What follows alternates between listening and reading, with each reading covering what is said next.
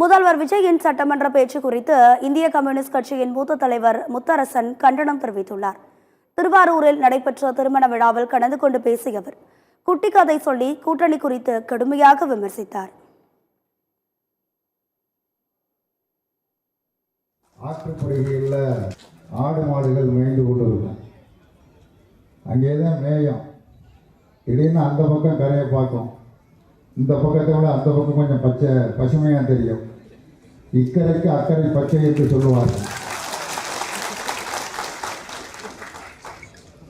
முதல்ல ஒரு குதிரை போவோம், அப்புறம் ஒரு ஆடு போவோம், அப்புறம் ஒரு மாடு போவோம். மந்தையே அந்த பக்கமாக போயிடும்.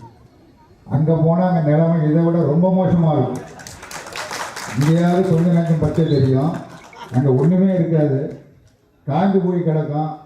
ஆகா வந்துட்டவன், சரி வந்தாச்சு, வந்தோன்னே உடனே திருமணம் அந்த படுகை ஏற்றுக்க என்ன பண்ணுறது, கொஞ்ச நாள் இருந்துட்டாலும் போகுமே அப்படின்ட்டு இப்படியான ஒரு சூழல். நான் யாரை பற்றியும் தனிப்பட்ட முறையில் சொல்லலைன்னா பொதுவாக சொல்கிறேன். தப்பாக எடுத்துக்காது.